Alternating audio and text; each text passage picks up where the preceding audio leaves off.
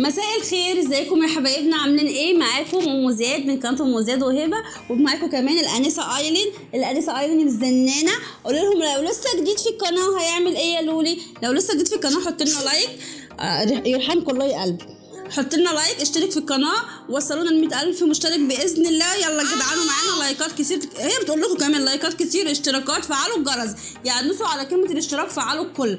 النهارده الفيديو بتاعنا ايه؟ جاي اعمل الغدا بتاعنا معاكم، يعني زي تجديد تجديد، يعني مش كل شويه روتين وكده، لا هنعمل غدا، هنعمل صينيه باميه باللحمه المفرومه. يعني انا جبت نص كيلو باميه، جوزي جابولي الصبح وهو جاي من الشغل، قمعتها طبعا وهغسلها دلوقتي معاكم، بغسلها بميه دافيه. ونص كيلو لحمه مفرومه كان عندي في الفريزر طلعته، وهجيب طماطم من الكيس وهطلع بصلايه. هنعمل غدا شويه رز بالشعريه، هبه راحت تجيب لك الشعريه، وجايب لي نص كيلو ورق عنب نص نص، هسلقهم معاكم. يعني الفيديو هيكون جميل كده في المطبخ يعني. وعايزين لايكات، مش كل شويه اقول لكم لايكات، انتوا شوفوا الفيديو نازل كده تدعمونا باللايك. اللايك ده بيعمل ايه يا جدعان؟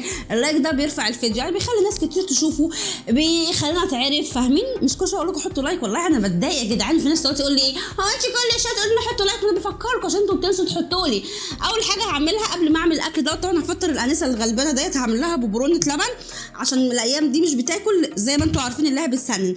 الانسه ديت الايام الجايه تعمل لكم فيديوهات ليها لوحدها، يعني هعمل لكم فيديو ليها وهي بتزحف، هسجل لحظات، صح يا محمد؟ هسجل اللحظات بتاعتها عشان لما تكبر تشوف نفسها. يعني مثلا فيديو وهي بتزحف، روتين ليها اول ما تصحى لحد ما تنام، اي كمان مامي معاها بيبي صغيره زي الزنان ديت، فتتعلم مني وتشوف اللي بيحصل. دلوقتي بدات هتحبي، يعني بتزحف بس مش للدرجه، بس بتحاول تزحف، ما بدات تبوظ لي الدنيا بقى، يعني بتحاول تعمل كده بايدها واي حاجه تلاقيها تروح جايباها على الارض. فدي لحظات حلوه للبيبي. انا بقى هصور لها فيديوهات، فيا ريت تقبلوا الانسه لولي الايام الجايه تعمل لكم فيديوهات ليها. المتقبل لولي تنزل له فيديو ليها يحط لنا لايك ويقول ايه دعموا لولي، يعني تكون فريق لولي ولا فريق ام زياد، يحط لنا لايك. دلوقتي بقى انا جبت الحاجات اللي جوزي جايبها من السوق، كان جايب طماطم، هو بيشتغل بالليل، بيجي الصبح بقى الساعه 9 هو جاي، السوق بيكون فاتح، فهو بقى ربنا يخليش، انا عارف اللي لولي بتزن معايا ومش بعرف اخرج بيها كتير، فبيحود على السوق بيجيب لي حاجات. مثلا جاب لي طماطم، جاب لي كيلو باميه نص ونص، فانا قمعت نص وسبت نص، هقمعه كمان ساعه كده واشيله في الفريزر.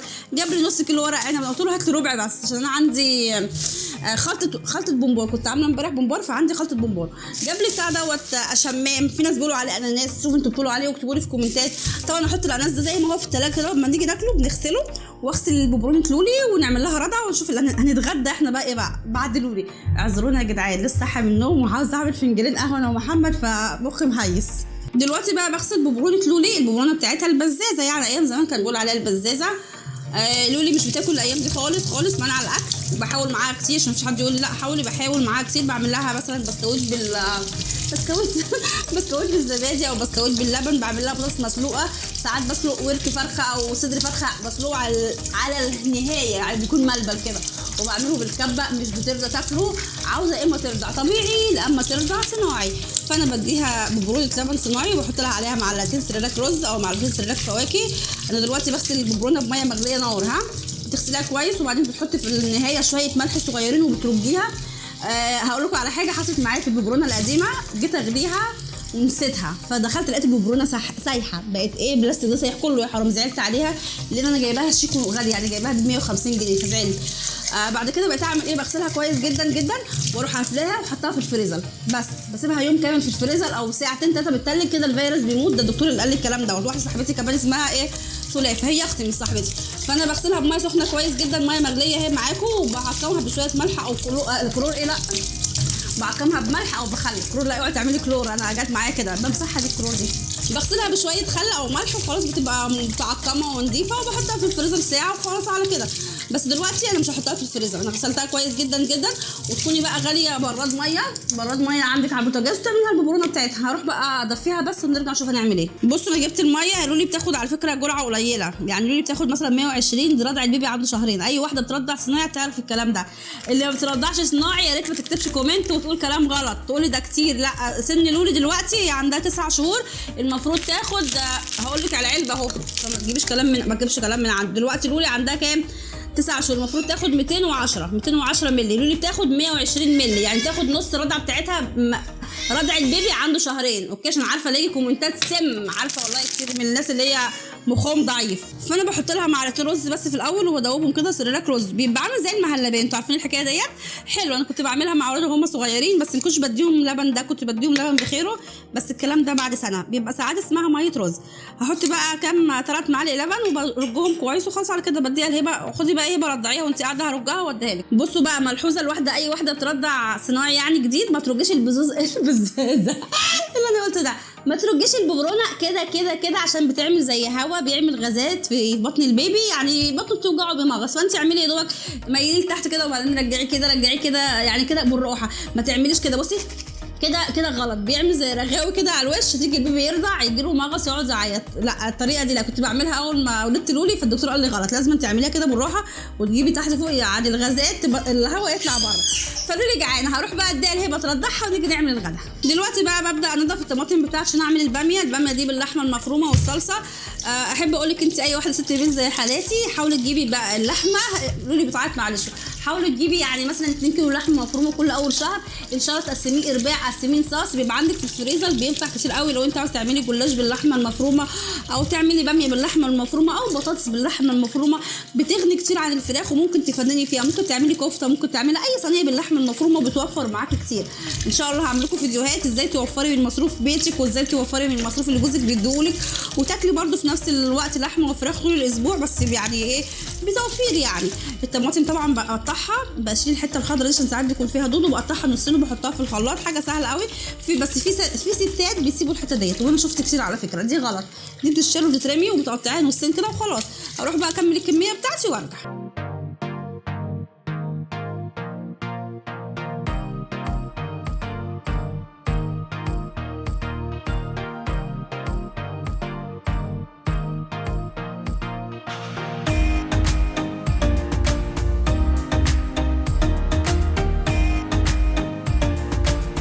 دلوقتي بقى هبدا اشتغل في الباميه بتاعتي. بصوا انا بعملها بالزيت، طبعا حاجه بالصلصه وفيها لحمه فبعملها بالزيت، لان اللحمه المفرومه فيها دهون كفايه. وبصلايه بتاعتي يا دوبك الزيت بس بتاعي بيسخن وابدا اقطعها. على فكره انا عندي كبه، بس انا بحب اعمل بايدي، مش عارفه ليه، يمكن يعني ايدي تكون اسرع يا جدعان، ممكن يعني عادي. صينيه الباميه دي خرافه، جربوها والله العظيم هتعجبكم. انا جربتها مره، اختي كانت قايله لي عليها وعجبتني قوي فانا بقيت اعملها بقى. بتقطعي البصل عادي، احنا بنحبها كبيره مش كبيره قوي، بس هي كده بتتهري مع الصلصه، فانا لو عملتها في الكبه مش هتبان. ايدي اتلسعت. بنقطعها عادي. الورق بتاع رمضان ده انا هغيره خلاص، يعني انا جبت الورق، بس انا هدي مهله اخيرا جوزي الثلاث الجاي هو اجازته، لو مش عملوا معايا انا هعمله انا لوحدي بقى يا جدعان، بس انا خايفه يبوظ مني، فعشان كده سايبه له مهله اسبوع كمان. هو قال لي الاسبوع اللي فات وكان تعبان فقال لي لا مش هقدر اعمله، فانا سبت له كمان الثلاث الجاي. لو مش هيعملوا معايا انا بقى هقف على الترابيزه واحاول اعمله واحده واحده باذن الله. بس انا جبت الورق خلاص وشايلاه، فاضل بس ورقه الرخامه بس، يعني ورقه الرخام بس اللي باين. هتقلي برده البصله كده كويس جدا، هي سهله وسريعه، احلى حاجه فيها اللي هي سريعه. وتحط شويه فلفل اسود، اي بنوته كده صغيره بتتعلم الطبخ اتفرجي بقى كده اهوت، حاجه سهله كده تعمليها لمامتك او تعمليها لباباكي لو قاعده لوحدك او اي حاجه، يعني بس اكله سهله جدا ما فيهاش اي مشكله. بتقلبي البصلايه كويس كده اهوت وتسيبيها مثلا 3 دقايق تدبل، مش بحبها محمره جامد، بتنزلي بالصلصه والباميه وخلاص استوت على كده. خلاص البصله بتاعتي دبلت شويه، فانا بقى احط اللحمه المفرومه بتاعتي، هي متلجه شويه، انا مطلعها من الفريزر يعني ماشي، بس انا جايباها من الجزار، بس هي متلجه شويه، بس هتفك على فكره. لو انت عندك ميكرويف حطي، انا عندي، بس انا بصراحه مستعجله بعمل اكل بسرعه عشان نتغدى، فاهمين؟ جعانه وصاحيه بدري، حتى نسيت اعمل القهوه كده. خلاص اجيب بقى حله صغيره اسلق فيها الورق العنب عبال ما اللحمه بتاعتي تفك. الميه غليت بقى عشان اسلق فيها الورق العنب، ممكن تسيبيها كده وتطفي هو يسلق، بعد كده اغسليه كويس. انا هعمل ربع لان انا بعمل في الحله ربع، لان انا مش اكلت ورق عنب، فجوزي بيحبه لكن انا لا، فاهمين؟ بيحس انه ميزز كده طعم الليمون، وكمان بيحب يعصر عليه ليمون، وكمان بيحب ياكل معاه علبه زبادي عشان هو كان عايش في الاردن فتره كبيره، كان يعني باباه ومامته، بابا كان بيشتغل في الاردن والعيله كلها كانت عايشه في الاردن، عيله جوزي بس مش العيله كلها يعني، ابوه وامه بس يعني واخواته، فهو اخد اللي هو ياكل ورق العنب بالليمون وبالزبادي، انا اكله كده زي ما هو. وحطيت براد ميه عشان اسلق، هعمل بيه الرز، مش هسلق رز، هعمل بيه رز، بحب الميه مغليه في قلب الرز. واللحمه بتاعتي بدات تفك اهي، حبه موطيه عليه عشان البصل بتاعي ما يتحرقش. طبعا بتعملي في الورق العنب، لو اول مره تعرفيه ورق العنب ده اللي هو ورق عنب، عارفين العنب اللي احنا بناكله ده ورق عنب، في بناتي وفي عادي، انا جوزي جايب لي البنات الحمد لله عرف يجيب يعني. فبتقلبيه كويس في الميه بتسيبيه كده دقيقتين، حوالي دقيقتين بس، يدوبك يبقى لونه مصفر شويه وخلاص على كده بيكون استوى. ورق العنب بصوا بقى خلاص السلق، مش استوى السلق، انت بقى بتقعدي تحشيه مع نفسك، بتشيلي العروق ديت وتحشي. بصوا بقى لونه ايه، ريحته ورق عنب، ريحته جميله. بس انا مش عارفه مش اكلت ورق عنب لان اكلت بتنجان واكلت كرنب، بحب بتنجان وكرنب جدا. الورق العنب يعني سيكه صغننين مش كتير. بس كده. واللحمه خلاص اهيت فكت وبقت حلوه. هجيب بس بعد ما اشيل الورق العنب هجيب قطعه توم واحطها وهوريكم لحظه لحظه. بصوا الفيديو ده معاكم كل لحظه في لحظه بوقتها، مش يعني اهو الميه كانت تلو وقلت لكم كمان اطلع بقيه الكميه وارجع اشوف هيعمل ايه. هحط بقى حته توم صغيره، ده التوم اللي انا كنت مخزناه معاكم، شايفين ابيض ازاي زي ما هو. طلعيها بس قبلها تفكها ومن غير ما تفك تقلبيها بس التوم معاه، وتحطي قرن فلفل لو عندك، لو عايز تعملي التوم دي طشه او مش تقول لا.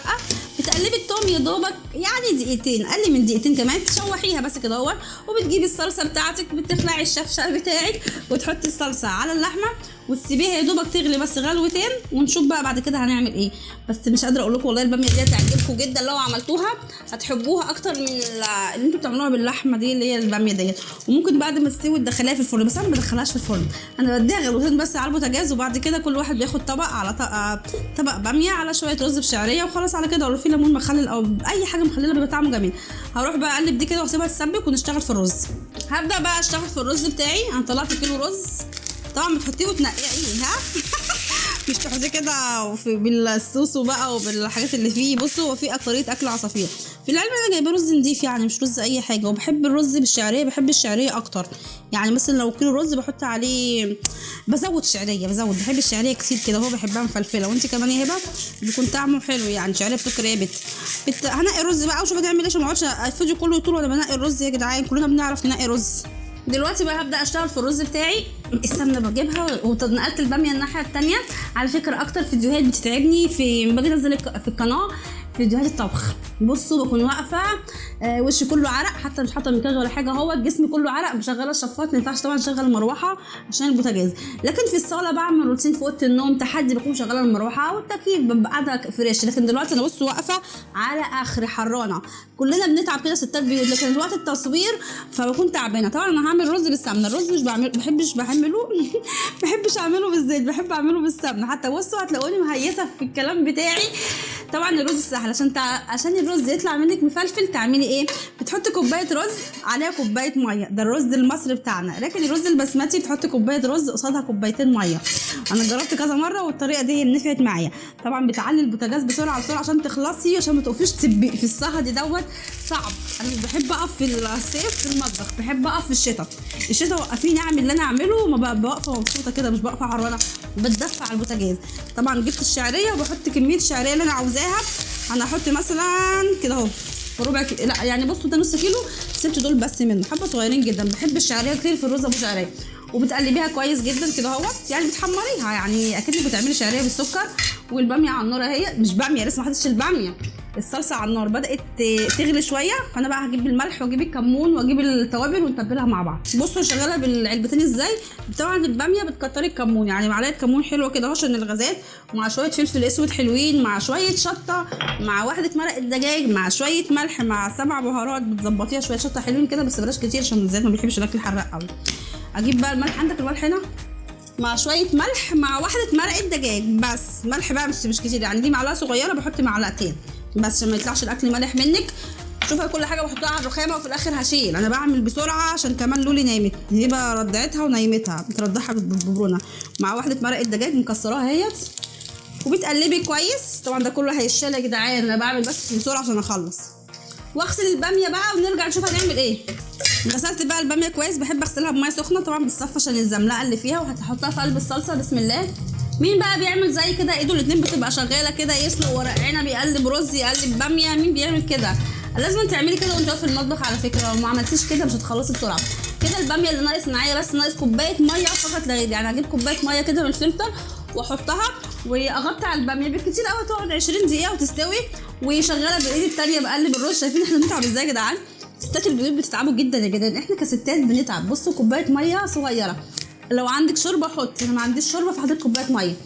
بتسيبيها تغلي بقى حوالي 20 دقيقه لحد ما تستوي. عاوزه تدخليها الفرن زي ما قلت لك اوكي مفيش اي مشكله، مش عاوزه تدخليها الفرن كليها كده زي حالاتي. طبعا هعلي عليها شويه عشان نخلص.